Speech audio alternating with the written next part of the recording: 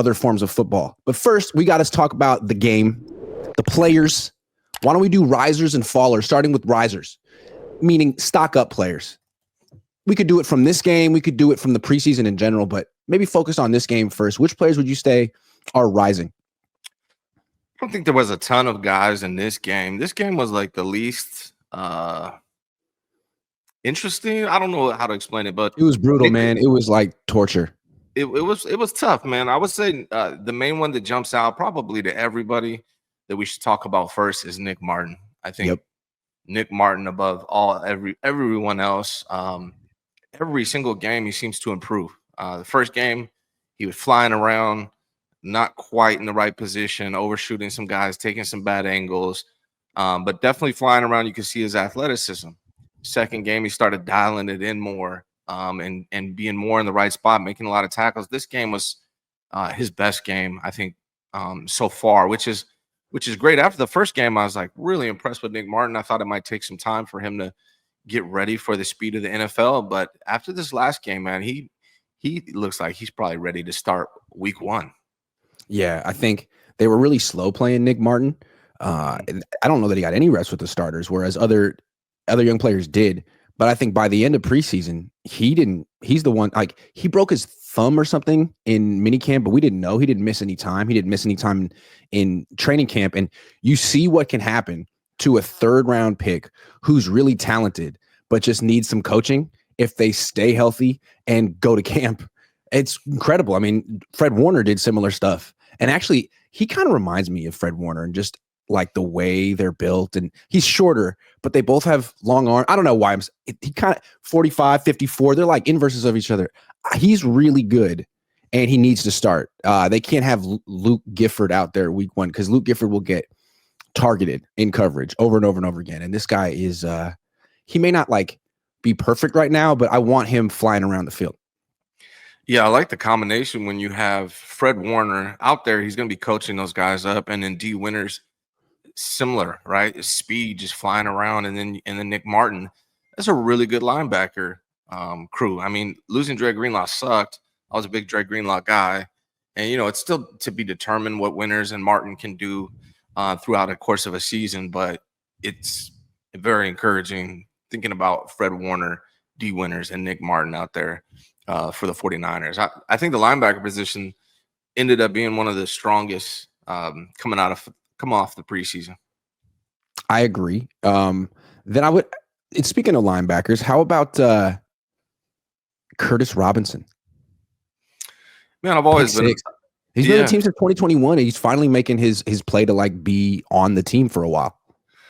Last year he had a really good preseason too before he got hurt, and I was encouraged about his path as well. He's been on the team for a while. I think he could fill in. I think he could start. I think he could play. That interception, that may be one of the worst throws I've ever seen in an NFL game. Like, it was right to him, but he caught it and he went to the end zone. But that play itself is probably not what makes me confident in Curtis Robinson. He just seems to understand his assignments, and he's solid and consistent. So is Tatum Bethune. Right? I really think this linebacker crew is really good. The 49ers, for whatever reason, since Patrick Willis and Navarro Bowman have always put together a great linebacking room outside of maybe last year with Devondre Campbell. Okay, I got another name. Darrell Luter Jr. made this team last night, and I think preseason overall, he's kind of been on the cusp, but you got to keep him. I mean, he's pretty good in man-to-man coverage. He breaks up passes. He's right there when he doesn't. I like him. Yeah, I think a lot of people, in the beginning, the first half of the game, he was making a lot of a ton of plays on special teams. The second half of the game, I think a lot of people were down on him just because they were completing passes on him, but his coverage was good. Yeah. And if he's going to be your like fifth corner or whatever he's going to be, fourth corner, I think he's fine. I think he showed that he can contribute on special teams, and if they need him, he's adequate. So I think I agree. I think he earned a spot on this team, especially because your boy broke his forearm. Yeah. I couldn't believe it. I was like actually upset. He just like casually threw in. Usually I'm completely detached. I mean, it's football and these are football players. But this is like my guy. And anyway, they said Jacob Robinson for him. I'm like, no. So Yeah. I like no one was going to come back to it. But I was like, Jacob Robinson, he went back in the game, right? He's okay, right? Yeah. He's like, no, he broke his forearm. I'm like, oh, sucks. So maybe Yeah. redshirt year for him. Yeah. I think Maybe he needed it. he'll be on the practice squad red shirt or IR or whatever, Yeah. however they do it. And but that does open the spot for Luter. I think this is Luter's last chance this year. With the 49ers, if he wants to make this team and be an NFL player, he's got to step up when he gets opportunities, whenever that may come around. But I think he did great in special teams, and I'm sure you're going to see him on the special teams unit this year. I got a couple more. And this was like third stringers in a terrible preseason game.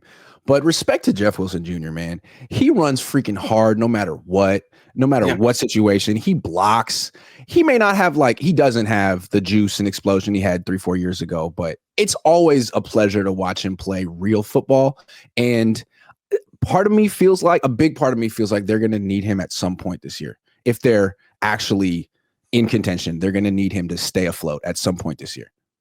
Yeah, I was upset when they traded him. Really, I know that we just got CMC, so it ended up being fine because CMC, was great and was healthy up until last year, so it wasn't a big deal that they traded him. But I was upset when they traded him because I always liked him, and he looks good, man. He maybe lost a step from back then, but he looks. If I had to, maybe Corey Kiner looked better. I haven't seen Jordan James, but outside of that, I think Jeff Wilson probably is the best running back that we've seen. I would agree. And the Niners going to have to make a decision about Isaac Guerrero. They want him to be their number 2 guy. Clearly, that's Bryant Robinson Jr. now. And can they trust him to be the number 3 guy, or would they prefer to? Well, we'll talk about that when we get to our 53-man roster projection. One more riser, just because I've only dumped on this dude since he's been here. Mm-hmm. Tanner Mordecai. Yeah. He finished strong. Man, he had a rough camp early on, but it's camp. Brock Purdy has rough camps every year. They're working on stuff. He improved. He got cut twice, I want to say, had to change his number, and finally was the best quarterback standing of the third stringers. So shout out to Tanner. Yeah. Is Tanner more athletic than Brock? Hell yeah. Dude, Tanner can run. They need to do that for him if he ever is on the field. He's a dual threat zone read guy. Yeah. I mean, it's kind of slim pickings at QB3, and honestly, I hope the 49ers don't keep 3 quarterbacks. Correct, because no matter who they cut, they're going to clear waivers. Mm-hmm. And if they don't, who cares? No offense to Tanner Mordecai, and they still got what's the guy they got now? The other guy that hasn't played because he's injured. Rourke. Oh, Curtis Rourke. Yes. Curtis Rourke. Yeah. So they got options at QB3. I would not worry about keeping 3 quarterbacks on this roster right now. I think you need to keep another player at another position. But if I had to keep one as QB3, it's definitely going to be Tanner Mordecai. So, yeah, I agree.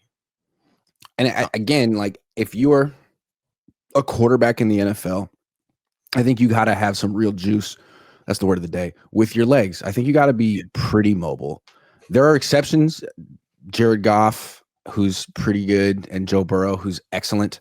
But essentially, you need to be pretty freaking mobile. And that's what makes, to me, Brock Purdy an upper-level quarterback in the NFL as opposed to Jimmy Garoppolo. Just how quick he is. Yeah. I got another one for you, man. Give me. Robbie Chosen. Hey, Big Bob Chosen. I mean, his hands maybe the best that we see in this preseason. Outside of Ricky Pearsall, I think he was the best looking wide receiver that we've seen this preseason. He's actually pretty similar to Ricky Pearsall. Their game is very similar. Their speed, their size. Yeah. So I think he's the Niners PR social media staff put something out about him. So that pretty much guarantees that he's on this team. And I was impressed, man. I thought he was going to be pretty washed up. He doesn't look like it. Nah. I'm going to take full credit for that one because when they signed him, I said he's washed. And then I showed up at the team hotel. He probably thought I was there to just troll him. Like, man, I didn't know you were coming. But now I think he's just on a mission to show me and you. I heard he didn't like you either. You said something. Oh, yeah. It's understandable. I get that. What about Connor Colby, man? I don't have an opinion on Connor Colby at this time. I was watching him, man. He looked like he deserves to make the team. I don't know, if he's going to be like a Dominic Pooney ever in his career, but he looked like he deserves to make this team. I guess it's not that hard on this line. Then there's not a lot of depth there, but I think out of all the depth that's available for the 49ers, he's a guy that they probably want to keep. I was impressed. I was watching him a little bit in this game, and he was making some good blocks. It does seem like Connor Colby and Drew Moss are more promising than Spencer Burford and Nick Zakelj, who they've been trying to develop for years. Yeah, agreed. Yep. I think Connor Colby and Drew Moss both deserve to make the team over Nick Zakelj. I don't know if that's going to happen. They'll probably keep Nick Zakelj because of his relationship with Brock, but at some point, I feel like they need to move on from that even mattering. And I hope these guys make the team. I mean, what I really hope is that they would find somebody really good and that gets cut here. I don't know how likely that is, but they need some more depth on the offensive line. And I'm assuming Connor Colby and Drew Moss will make it because they've done some good things during this preseason, I think. The Young Montana has been a member for 4 full years. Thank you so much, the Young Montana. He really has been here through thick and thin, man. Lots happened in the last 4 years. Okay.